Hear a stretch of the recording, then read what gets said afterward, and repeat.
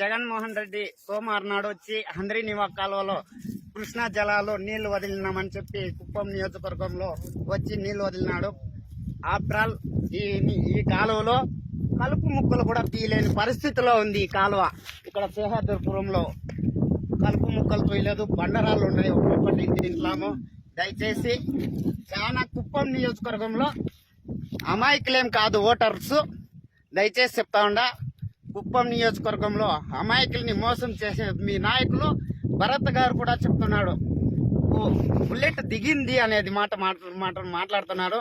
దయచేసి చెప్తా ఉన్నాము, అతనికి కూడా ఈసారి మీరు కన్ఫర్మ్ గా ఓడిపోయేది గ్యారంటీ. మీ జగన్ కూడా బుట్టాబుర్రి సర్దుకొని బయట దేశం వెళ్ళేది గ్యారంటీ. దయచేసి ఆలోచించండి కుప్పం ప్రజలారా. ఇక్కడ ఏం గాని ఎటువంటి నీళ్లు కూడా రాలేదు. ఇది ఒక ఆపరాల్ కుప్పం నియోజకవర్గంలో ఒక కాలువ మాత్రమే, ఎక్కడ గానీ నీళ్లు రాలేదు.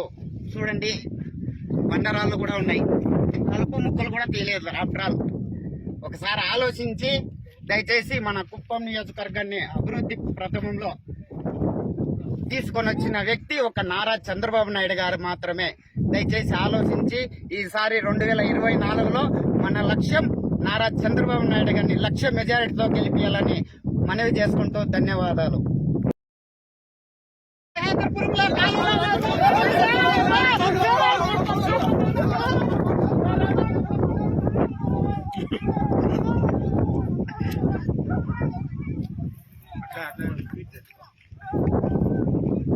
జగన్మోహన్ రెడ్డి సోమవారం నాడు వచ్చి హంద్రీనివా కాలువలో కృష్ణా జలాలు నీళ్లు వదిలినామని చెప్పి కుప్పం నియోజకవర్గంలో వచ్చి నీళ్లు వదిలినాడు.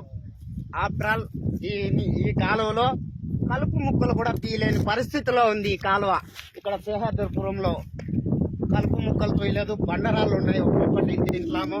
దయచేసి చాలా కుప్పం నియోజకవర్గంలో అమాయకులేం కాదు ఓటర్స్, దయచేసి చెప్తా ఉండా, కుప్పం నియోజకవర్గంలో అమాయకుల్ని మోసం చేసే మీ నాయకులు భరత్ గారు కూడా చెప్తున్నాడు. బుల్లెట్ దిగింది అనేది మాట మాట్లాడుతున్నారు. దయచేసి చెప్తా ఉన్నాము, అతనికి కూడా ఈసారి మీరు కన్ఫర్మ్ గా ఓడిపోయేది గ్యారంటీ. మీ జగన్ కూడా బుట్టాబుర్రి సర్దుకొని బయట దేశం వెళ్ళేది గ్యారంటీ. దయచేసి ఆలోచించండి కుప్పం ప్రజలారా.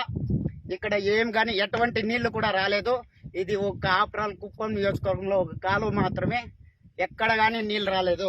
చూడండి, బండరాళ్ళు కూడా ఉన్నాయి, కలుపు ముక్కలు కూడా తీయలేదు. ఆఫ్టర్ ఆల్ ఒకసారి ఆలోచించి దయచేసి మన కుప్పం నియోజకవర్గాన్ని అభివృద్ధి ప్రథమంలో తీసుకొని వచ్చిన వ్యక్తి ఒక నారా చంద్రబాబు నాయుడు గారు మాత్రమే.